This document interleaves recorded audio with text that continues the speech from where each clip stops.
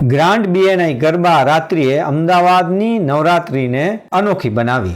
અત્યંત અપેક્ષિત બીએનઆઈ ગરબા નાઇટ્સની 11મી આવૃત્તિએ અમદાવાદના નવરાત્રિ ઉત્સવની વાઇબ્રન્ટ શરૂઆત કરી છે. શહેરની સૌથી પ્રિય ખાનગી ગરબા ઉજવણીઓની એક તરીકે પોતાને સ્થાપિત કર્યું છે. બીએનઆઈ ગરબા નાઇટ્સે બીએનઆઈના સભ્યો અને તેમના પરિવારો અને ગરબાના ઉત્સાહીઓને ભક્તિ અને લયની અવિસ્મરણીય રાત્રિ આપી છે.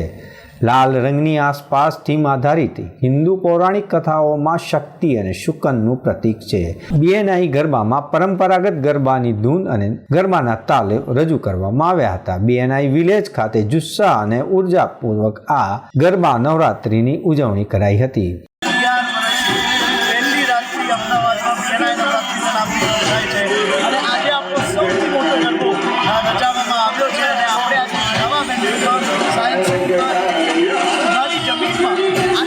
સેટઅપ કરી અને આજે આપણે 12-15,000 લોકોને અહીંયા નાચતા જોઈ રહ્યા છે.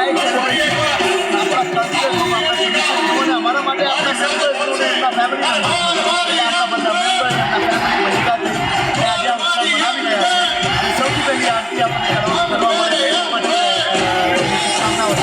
અને બહુ ખુશી છે આજે આટલી સરસ અમદાવાદમાં વરસાદ પણ નથી પડવા અને એટલી સરસ રીતે બધાને ગરબા જોવા મળી રહ્યું ગરબાનો હું રાખતો નથી કે હંમેશા ટ્રેડિશનમાં માનીએ છીએ અને જેટલા ટ્રેડિશનલ મારા માટે ગરબા એવી વસ્તુ છે જે ખાલી રિલિજિયસ નહીં આપણા કલ્ચરનો બહુ મોટું સેલિબ્રેશન એટલે સીધી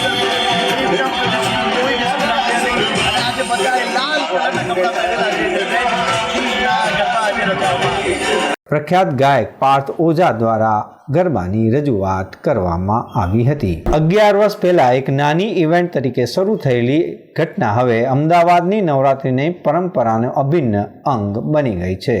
બીએનઆઈ ગરબા નાઇટ્સ એ શહેરમાં ગરબાની અધિકૃત ભાવનાઓને પર્યાય બની ગઈ છે અને દર વર્ષે તે વધુ સંખ્યામાં પ્રેક્ષકોને આકર્ષી રહી છે. દર્શક મિત્રો, આ હતા અત્યાર સુધીના સમાચારની ખાસ ગતિવિધિ માટે આપ નિહાળતા રહો એસ લાઈવ ન્યૂઝ બુલેટિન. નમસ્કાર.